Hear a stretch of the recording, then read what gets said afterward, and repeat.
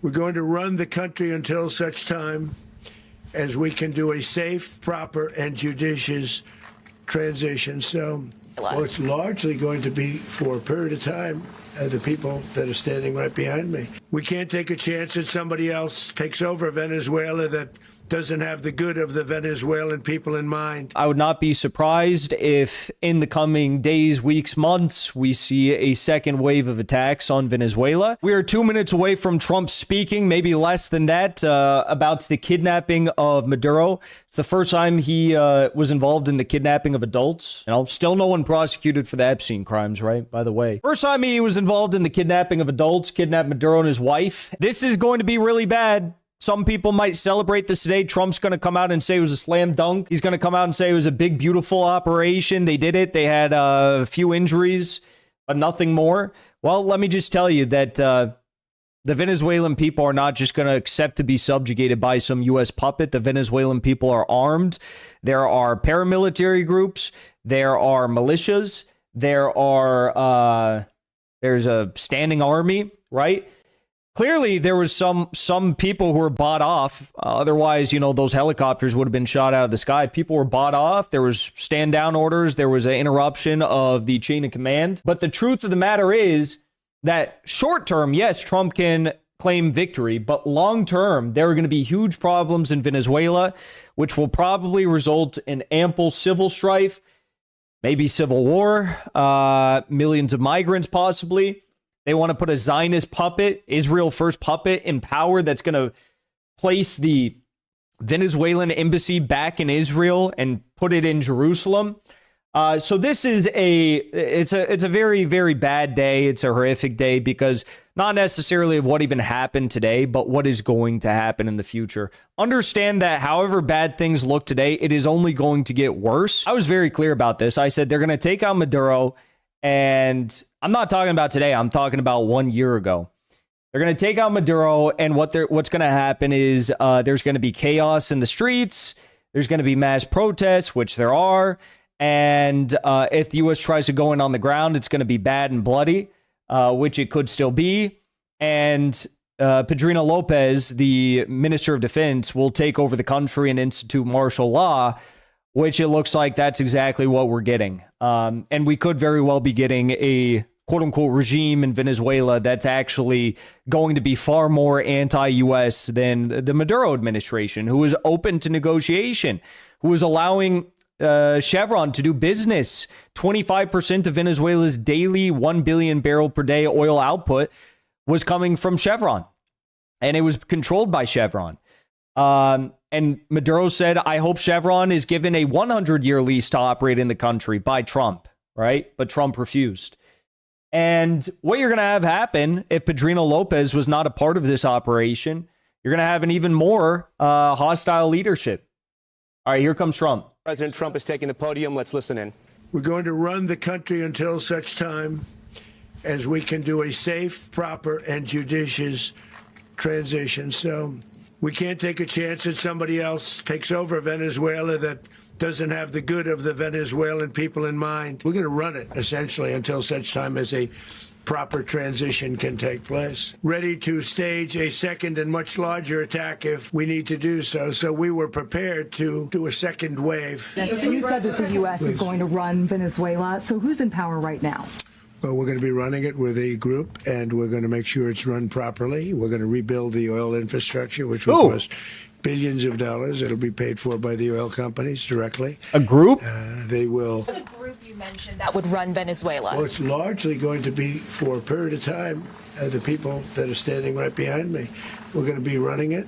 We're going to be bringing it back. You said earlier today that you weren't going to back Machado to come back and be the opposition leader in your Fox and Friends interview. And then you also mentioned the vice president of Venezuela. Are you going to work with the vice president of Venezuela, or how do you foresee the relationship going? I understand she was just sworn in, but she was, as you know, picked by Maduro. So Marco's working on that directly. He's just had a conversation with her, and she's essentially willing to do what we think is necessary to make Venezuela great again. Very simple. Trump was asked in his press briefing who is going to govern Venezuela because he said, we are going to govern Venezuela. He said that on several occasions. He said, we will run the country from this point onward until judicious transition takes place. We are going to run the country. He said, we can't take a chance that someone takes power in Venezuela that doesn't have the good of the Venezuelans in mind. He said, we are there now and will stay there until such time when a proper transition takes place. And he was specifically asked about Deli Rodriguez, the vice president, now president of Venezuela, about her. And he kind of gave mixed signals about her, which leaves me, well, you know, I'll say this. If the U.S. is completely okay with someone running Venezuela right now in Venezuela, that means they are in on the job. Okay, that means they were in on the job. But what I got to say about Deli Rodriguez is Trump came out and claimed that, well, she was she was Maduro's pick to be vice president. It was Maduro's pick, so we can't really trust her. Which led Trump to being asked, well, what are you going to do about Deli Rodriguez? And he said, well, Marco Rubio had an hour-long phone call with Deli Rodriguez. It just wrapped up. And she's going to do what we need done in Venezuela right now. Which, you know, I would initially say that makes me suspect of Deli Rodriguez. But here's why I'm going to say it doesn't actually immediately make me suspect about her. Because Maduro already said everything that anyone could ever want Maduro to say. Trump just had a hate boner for Maduro and wanted him gone. It was like some alpha dog energy. He wanted to, you know, show Maduro that Trump was the alpha and whatnot. Maduro literally allows Chevron to operate in Venezuela. He said, I hope Trump allows for Chevron to operate for 100 years in Venezuela. The U.S. is the number one import-export partner of Venezuela. Venezuela was totally okay with U.S. doing business in their country. They just were not going to allow the U.S. to come in and rape Venezuela and steal all of the oil and raw minerals, right? So, yes, I mean, if I'd imagine that Deli Rodriguez probably made the same offer to Trump and was like, look, you know, we're happy to allow the U.S. oil companies to do business here like Chevron already is. You know, we're happy to talk. We're happy to do business, blah, blah, blah. Same thing Maduro probably offered and same thing he has publicly offered. This is not some like private salacious story that's getting leaked. I mean, Maduro literally publicly said these things. He's okay with U.S. companies doing business. They just can't steal the assets of the Venezuelan people for pennies on the dollar like they do in Africa, like they do elsewhere in Latin America. So Trump seems very worried about Deli Rodriguez. At the same time, he seems, I guess, content with what was discussed with Marco Rubio. But I will probably say that I would not be surprised if in the coming days, weeks, months, we see a second wave of attacks on Venezuela. I don't think that Trump is going to be happy with Deli Rodriguez. I don't think he's going to be happy with what she has to offer / not offer to the U.S. mega corporations. Because Trump also said in his speech that we're going to take a lot of money out of Venezuela. He mentioned on several occasions that, you know, we're in the oil business in the United States and we're going to be selling oil to other countries from Venezuela. Okay, well, how is that going to work? Because right now, China is exporting about 80% of Venezuela's oil. So what, are you going to come in and just steal all of the oil contracts that China has? You're going to, what, are you going to take over all their contracts? You're going to take over all of the refining, you know, operations that they've set up in the Caribbean? What are you going to do? The Chinese have invested billions of dollars into this. You're going to come in and just steal it? Obviously, the end goal here is exactly what I predicted from the very start. China controls 80%, 80 give or take on the month, 85% of Venezuela's oil exports. Right now, China is not exporting a lot of Venezuelan oil due to the fact that Venezuela is not producing a lot of oil, right? The Chinese came in, though, and they're spending billions of dollars on refining operations.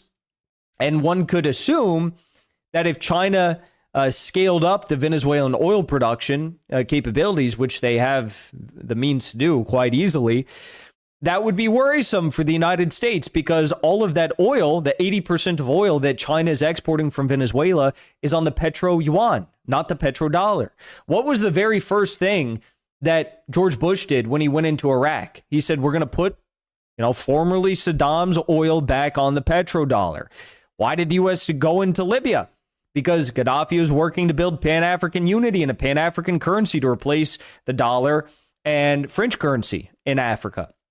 What's the first thing Trump says in his speech tonight about what they're going to do in post-Maduro Venezuela? It's the same thing that Bush promised to do in Iraq. He said, we're going to take control of the oil. We're going to send our oil companies in. Forget U.S. troops. We're going to send U.S. oil companies in, and we're going to make sure that that oil is back on the petrodollar, not the petro yuan. So, I don't know what to tell you guys. There's a lot of commentators out there who have all these crazy predictions as to why the U.S. is doing what they do. I've been telling you this from the very start, that this is about the petrodollar, this is about the petro yuan. I did a whole video about it, and look at what happens. Trump comes out, he gives his first speech. The very first thing he says it's all about the oil. Okay, he gave this long speech about how the Venezuelans, they stole U.S. oil assets in the region. Not true. Chevron agreed to the terms that were presented by Hugo Chavez when Hugo Chavez decided to complete the nationalization process of Venezuela's oil. ExxonMobil got their panties in a bunch. It was that time of the month for ExxonMobil. And even when Hugo Chavez gave them a 6-month extra negotiating window, they still refused to negotiate. He said there was no deaths or loss of equipment for the U.S. military that conducted this operation. Obviously implicates, Venezuelan military being bought off to a certain degree. There was some pushback. A helicopter got hit. He said the U.S. is ready to stage second and much larger attack against Venezuela if we need to do so. Now, a second wave is probably not necessary, which indicates maybe he now likes what the Venezuelans are offering him. He likes what Deli Rodriguez is offering him. I don't know. But he said we are prepared to do a second, much bigger wave of attacks. He said that that Maduro was a kingpin of a vast illicit network that was responsible for trafficking. That's a self-report on Epstein, by the way, who he's still protecting. He's protecting the ghost of Epstein and this Epstein regime in the United States. He condemned other U.S. presidents for fighting wars 10,000 miles away. I guess it's acceptable if this war is only 2,000 to 3,000 miles away. Hegseth came out and said that this is true America First policy. It's not America First policy. It's maybe it's American corporation first policy because it's going to enrich mega corporations in the United States. I guess if you believe in Reaganite trickle-down economics, then you'd believe that this is somehow going to enrich Americans. But even still, at that point, it's like, well, why can't we just enrich Americans on our own soil? Why do we have to depose foreign governments and starve people in other countries and deprive them of their assets and steal the oil beneath their feet to make Americans rich? It's not going to make Americans rich. British Petroleum used to control Venezuelan oil because they took a majority stake in Dutch Petroleum. And at that point in time, guess who got rich? It was the shareholders of British and Dutch Petroleum. It was not the British people. It was not the Dutch people that got rich. It would be a historic anomaly if the Dutch or British people got rich as a result of their control of Venezuelan oil. And the Venezuelan people suffered. The Venezuelan people were the ones who were doing the majority of the lion's share of work in the Caribbean at that point in time when the British were in control of Venezuelan oil, and they didn't get any richer. It was actually mass poverty in Venezuela, and what has eventually led to the rise of Hugo Chavez, because Hugo Chavez was planning to nationalize the oil and actually assist and uplift the working class people of Venezuela. The General Kane said that on several occasions, these were self-defense strikes that took place in Venezuela. How is it self-defense strikes if you're kidnapping the leader of a sovereign nation? That's not self-defense. You're 2,000 plus miles away from the U.S. border, and you're not doing any self-defense. You're invading a sovereign country.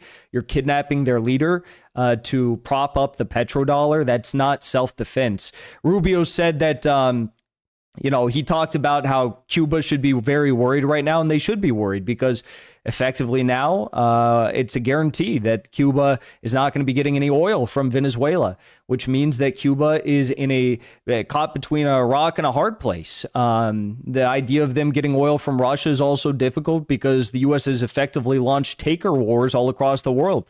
They're seizing Iranian ships, they're seizing Russian ships, they're seizing Chinese ships, they're seizing Venezuelan ships. So Cuba is in a very dire position. This was one of the predictions I made in my 2026 prediction video, that after Venezuela, we'd move to Colombia and Cuba. President Trump was also asked about Colombian President Gustavo Petro. There are elections coming up in, I believe, March in Colombia. I would not expect any sort of real military action against Colombia before the elections. I think there will be immense pressure, though, on Colombia economically, with the explicit aim of trying to get a U.S. puppet elected in Colombia. Colombia used to be the Israel of Latin America. That's what it was known as. And Gustavo Petro has brought a marked change in the foreign policy and the domestic policy of Colombian politics that many people never would have expected taking place, even though he's not perfect. Okay. Trump hinted at the fact that the CIA was involved in the turning off of the lights in Venezuela and Caracas before the operation took place. No surprise there. Everyone knows CIA is on the ground in Venezuela. I'm still lost wondering what he meant by we have a group who's going to be running Venezuela. He said the group of men behind me, Marco Rubio, General Kane, and Pete Hegseth, are going to be running Venezuela. So, that obviously is going to come into direct confrontation with the sovereign leadership of Venezuela, Deli Rodriguez, Minister of Defense, Petrina Lopez, the Minister of Interior, Diosdado Cabello. They are not obviously going to be seeing eye to eye because these were Maduro's closest men in the Maduro regime. That's why I think that we probably will see an extended U.S. operations in the region. I do think we will see second attacks and probably third attacks and fourth attacks. Marco Rubio this morning said that there will be no further U.S. attacks. I don't buy that at all. I think they are going to do more attacks. Trump started off the press briefing by saying that this is, the biggest assault of its kind since World War II. So in that statement, he is trying to compare this to, I guess maybe like the Soviet storming of Berlin, which took out the fascists that were, fully controlled and indebted to, Anglo banks, Western banks. No, Maduro was not, a puppet of the Anglo-American banks, so you really can't compare the two. And Maduro was a staunch anti-fascist. Maduro stood firmly against Israel and the genocidal regime in the Zionist entity. What else did they say in that? No nation could achieve what America achieved in Caracas earlier last night. That's what Trump said. Well, actually, basically any, major power could achieve that. Russia could achieve that in a country of their choosing. China could achieve that in a country of their choosing. Pete Hegseth, Trump, Kane, they kept talking about, it showed the military might of the United States, the unprecedented military might. And, they really needed to come out and claim victory because the U.S. got their asses handed to them in Yemen. The U.S. is still getting their asses handed to them as the Russians are advancing on all fronts. The U.S. got their asses handed to them by Iran. So actually, no, it does not show that. It shows that the U.S. has a very capable, exfiltration forces. It has a very capable special forces. But Russia and China have that too. They just don't go around the world toppling governments like the United States. The United States is, it doesn't even show that the United States is a military superpower because they went in, their helicopter got hit, some of their men got injured, and that was about it. It shows that the United States is very good at buying off militaries, right? I mean, obviously that happened. There was little to no air defense that was operating. Clearly, some air defense was operating, but very little, which indicates that a good swath of the military was bought off, or military command was bought off, chain of command was interrupted. It does not show military strength. Russia is showing military strength by advancing on all fronts right now. The Houthis showed military bravery and strength by, defying U.S. dictates and forcing the United States out of the Red Sea, out of the Gulf of Aden, without guaranteeing the safe passage of Israeli-linked ships and their operation against Yemen. But the United States really did not operate in much of a fight. Trump said, we had boots on the ground. Well, you had boots on the ground for, 30 minutes, and you went in, you got Maduro, you got out. You weren't looking for any sort of on-the-ground fight in Venezuela, that's for sure. So it shows that the U.S. is good at exfiltration. It shows that the U.S. is good at toppling governments. It shows that the U.S. is good at creating chaos. It shows that the U.S. is good at shutting off infrastructure. It shows that the U.S. is good at all of these things. But that doesn't win you a war, okay? It doesn't. I mean, I'm not trying to be a sore, loser, I guess, because I don't want to see the Venezuelan sovereign government toppled. But, I mean, I did predict this, so, I can't say that, of course, I am sad, but I can't say I'm that surprised. I did predict this back in 2024, that it would happen within the next 12 months. But it does not show military strength. It shows strength of a lot of things, but not, outright military strength. But of course, they are going to run with that narrative. Trump talked about, we stopped all the drugs coming from Venezuela. DEA says that drugs are not coming from Venezuela, so that's just fake news. He didn't really talk a whole lot about the drugs. He talked a lot more about the oil, about the money, about the U.S. corporations going in, so on and so forth. Trump said we're going to make a lot of money for the people of Venezuela, for U.S. companies, and we're going to make a lot of money for the people who are not living in Venezuela but are Venezuelan, like those in Doral, Florida. Here's my wild, crazy prediction for the future of Venezuela. The Venezuelan people are going to be thrust into a state of chaos. There will be more U.S. attacks. The Venezuelan people are not going to get a fucking dime of the money that is extracted as a result of the U.S. oil corporations that will probably inevitably go in. The U.S. oil companies who go in will steal the oil and minerals and gas for pennies on the dollar. The U.S. oil companies will, of course, they will have a lot of people make a lot of money who are living in Florida. The Venezuelan people that are not living in Venezuela. And Venezuela itself will descend into a state of chaos in all likelihood, because I don't think that they're going to stop on the pressure until they get rid of or kill Diosdado. I think they're going to try to kill or remove Diosdado Cabello, Deli Rodriguez eventually if she doesn't play ball, and Petrina Lopez, question mark on him, because we have to wonder how much the military was involved in this operation and how high it went. So that's what's going to happen. Venezuelan people are going to get robbed blind. The Venezuelan people today are very upset. They're very pissed off. As you could probably imagine, they are protesting all across the country the kidnapping of their president. There you have it. Before you leave, I want to say thank you for the support, because after 2 years of being banned, we are finally back home on YouTube. So be sure to subscribe to our channel and also join as a member on our channel using the link at the top of the description. I rely on the generous support of viewers like yourself to get the truth out to as many people as possible. You can also support the show on Locals or Give Sin Go. The mainstream media and the powers that be are never going to stop attacking us for bringing the truth to as many people as we do. Thank you so much for your support.